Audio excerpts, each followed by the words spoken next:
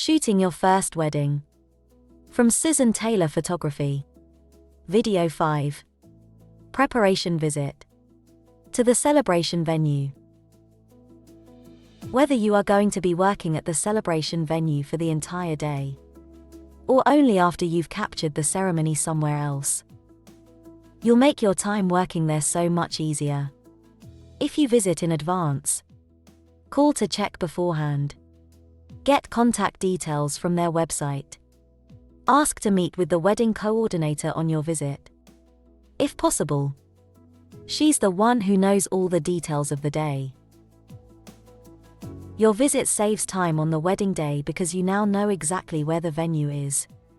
Many of the buildings now converted to wedding venues were built a long time ago and are deep in the countryside, along narrow winding lanes. They can be very difficult to find just using a map.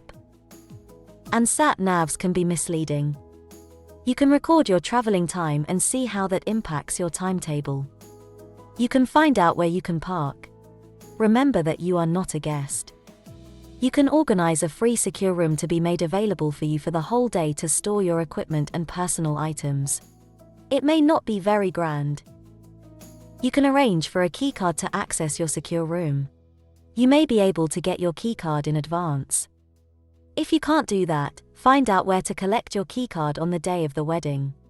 Make sure that your name and the names of the bridal couple are recorded so there's no confusion when you collect your card. Many hotel staff are part-time and large venues can often host several weddings on the same day. Lastly, do you have the name and number of the contact person for any problems on the day?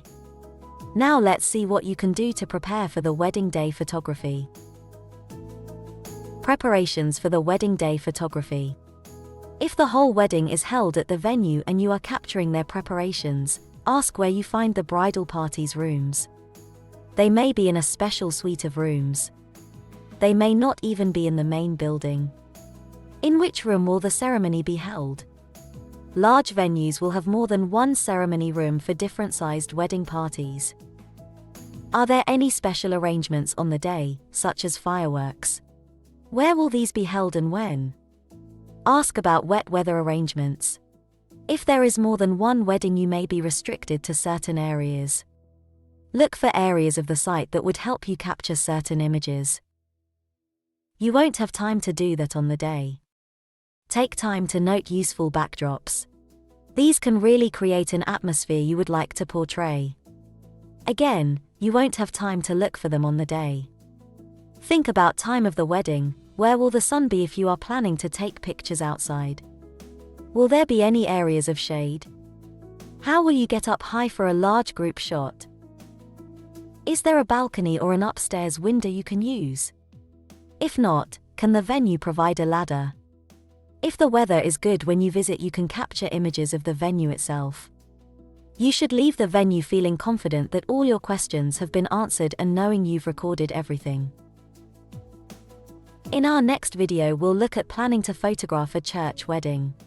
Again, you'll see why an early visit really helps. Don't forget to subscribe, to like, and to ring the bell for notifications. Or if you find the video helpful, you could even buy me a coffee. Just use the links below.